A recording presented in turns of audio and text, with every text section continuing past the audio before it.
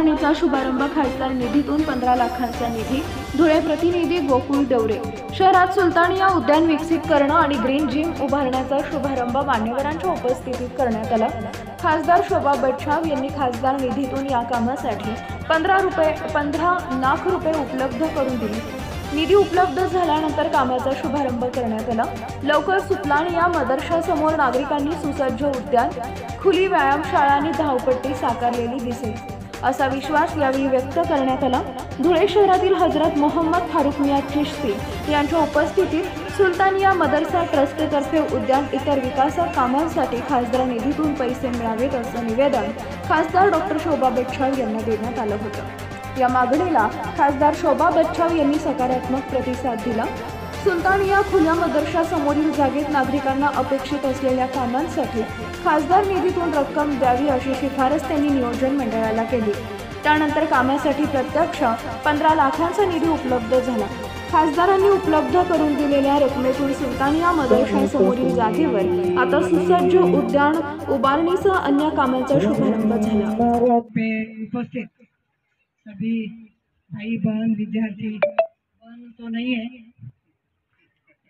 विद्यार्थी बंधुगण, मार्च 1997 में सुल्तानिया मदरसा की स्थापना की गई है और ये मदरसा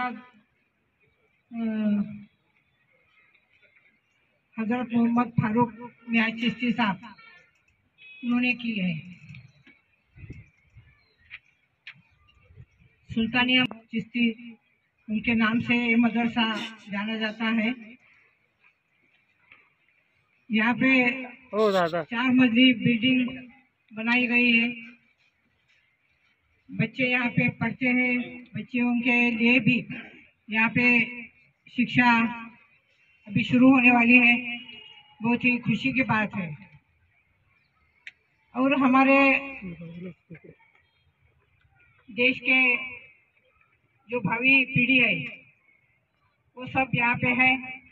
उनकी अच्छी तरह से तरक्की होनी चाहिए, उनकी पूरी तरह से शिक्षा होनी चाहिए और उनको खेल कूद के लिए मैदान चाहिए। उनको एक्सरसाइज के लिए जिम भी होनी चाहिए और यहाँ का जो परिसर है, अगर यहाँ पे अच्छा गार्डन डेवलप हुआ तो बच्चों के लिए यहाँ पे और बाकी के जो परिसर के नागरिक हैं उनके लिए भी बहुत अच्छी बात यहाँ पे होने वाली है। 2 जुलाई 2024 में सम्माननीय माननीय हजरत मोहम्मद फारूक मियाँ चिश्ती साहब उनके प्रमुख उपस्थिति में सुल्तानिया मदरसा ट्रस्ट उन्होंने यहाँ पे मांगनी की थी कि यहाँ पे एक बच्चों के लिए जिम होनी चाहिए, ग्रीन जिम, ओपन जिम कहते हैं हम उसको, और यहाँ पे अच्छा गार्डन डेवलप होना चाहिए, जॉगिंग ट्रैक होना चाहिए। तो मैंने तुरंत हाँ कर दिया और मुझे खुशी है कि खासदार विकास निधि के अंतर्गत 15 लाख रुपए इसके लिए मंजूर हुए हैं और जल्द से जल्द ये काम पूरा होगा ऐसा मुझे लगता है। वैसे तो पूरे दुनिया में बहुत सारे काम हमें करने हैं, सब मिलके हम वो करेंगे। कॉरपोरेशन के माध्यम से भी यहाँ के जो रास्ते हैं, जो ड्रेनेज लाइन है, जो लाइट है, ये तो काम सब कॉरपोरेटर्स करते हैं। लेकिन आप सबको मालूम है करीबन 3 साल हो गए यहाँ पे प्रशासक है, चुनाव हुए नहीं है, नहीं तो कॉरपोरेटर के माध्यम से बहुत सारे काम यहाँ पे होते हैं। लेकिन हम आशा करते हैं कि जल्द से जल्द चुनाव, नगर निगम के चुनाव ये होंगे और आप ही में से यहाँ पे प्रभाग क्रमांक 19 में अच्छे कारपोरेटर चुन के आएंगे और प्रभाग का विकास वो जरूर करेंगे। मैं आपको कहना खासदार निधि के माध्यम से हमें करने हैं, वो आप जरूर मुझे बताइए। जहाँ जहाँ पे अपनी बस्ती है वहाँ पे वाचनालय, अभ्यासिका, सामाजिक सभागृह, एक काम हम जरूर करेंगे। मुझे खुशी है कि आप सबने मुझे आशीर्वाद दिया, मुझे यहाँ पे ज़्यादा से ज़्यादा वोट आपने दिए हैं, मुझे चुन के लाया है। ये अल्लाह ताला की दुआ है। और खासदार होने के बाद यहाँ पे इंदौर मनमाड़ रेलवे का जिक्र बहुत सारे लोगों ने किया था, और वो लेटर मैंने अश्विनी वैष्णव मिनिस्टर जो है उनको दिया था, और उनको बोला था कि 10 साल हो गए यहाँ पे प्रधानमंत्री ने नारियल विभूजन किया है, नारियल फोड़ा है, लेकिन अभी तक काम की शुरुआत नहीं हुई है।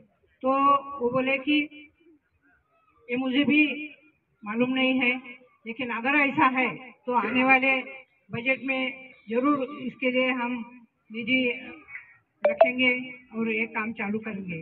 और 2 सितंबर को कैबिनेट में उन्होंने ये काम मंजूर किया, और 18,000 करोड़ का निधि वो ये इंदौर मनमाड़ जो रेलवे है उनके लिए इसके लिए पकड़ा गया है, और जमीन अधिग्रहण का काम ये शुरू हुआ है। दूसरा,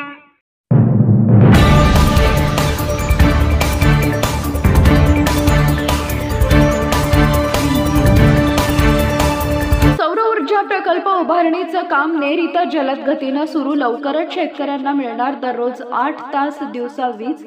धुळे प्रतिनिधी गोकुळ देवरे. महाराष्ट्र राज्यातील एकूण 29 दशलक्ष ग्राहकांपैकी सुमारे 45 लाख ग्राहक हे कृषी ग्राहक आहेत आणि ते जवळपास 22% वीज वापरतात.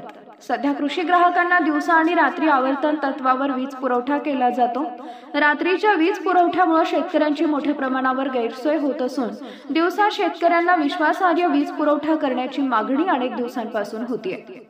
या समस्यांवर मात करण्यासाठी मुख्यमंत्री सौर कृषी वाहिनी योजना नावाची एक अभिनव योजना जून 2017 मध्ये सुरू करण्यात आली आहे, ज्यामध्ये 2 मेगावॅट ते 10 मेगावॅट क्षमतेचा विकेंद्रित सौर प्रकल्प उपकेंद्रापासून 5 किलोमीटर त्रिज्येत स्थापित करण्याची योजना आखण्यात आली.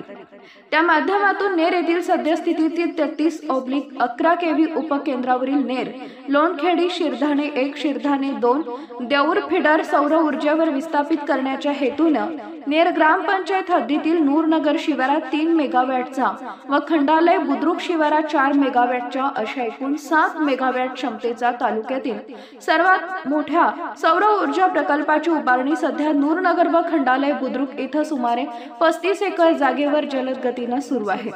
सदर प्रकल्पाचं काम मे अखेरीस पूर्ण करून येणाऱ्या जून महिन्यात सौर ऊर्जा प्रकल्पातून वीज पुरवठा सुरू करण्याच्या सूचना संबंधित ठेकेदार कंपनीला महावितरण विभागाच्या वतीने देण्यात आलेल्या आहेत. सदर प्रकल्प उभारणीचा धुळे तालुक्यातील पहिला प्रस्ताव नेर ग्रामपंचायतीच्या वतीने दिनांक 20 नोव्हेंबर 2022 रोजी महावितरण विभाग धुळे यांना सादर करण्यात आला होता.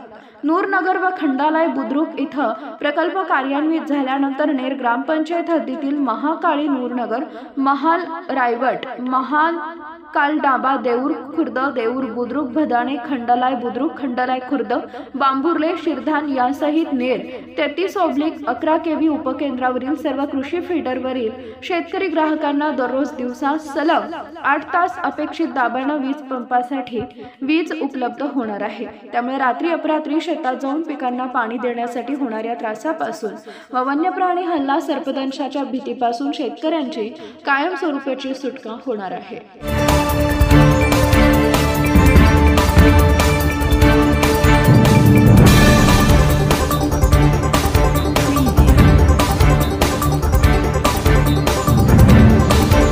आग्रा रोडसह गल्ली क्रमांक 6 6 मध्ये नो पार्क झोन जाहीर करा, ललित माळी. धुळे प्रतिनिधी Gokul Deore.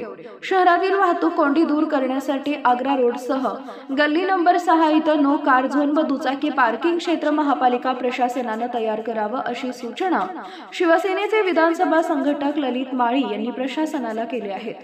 No car zone घोषित करणं, गल्ली क्रमांक 6 आणि आग्रा रोडच्या विशिष्ट विभागात चारचाकी वाहनांना प्रवेश बंदी घालून फक्त दुचाकींसाठी मार्ग मोकळा ठेवणं, दुचाकी पार्किंगसाठी स्वतंत्र व्यवस्था, वरील उदाहरणातील फोटोंप्रमाणे व्यवस्थित रेखाटलेली पार्किंग व्यवस्था तयार करून दुचाकी चालताना सुटसुटीत जागा उपलब्ध करून देणे, संचालन व देखरेखीची व्यवस्था, स्थानिक पोलीस आणि नागरिकांच्या मदतीने पार्किंग व वाहतुकीचं नियमन सुनिश्चित करणं, व्यापाऱ्यांची अंमलबजावणी सहकार्याने स्थानिक व्यापारी संघटना ही उपायांना पूर्ण सहकार्य देण्यास तयार आहे.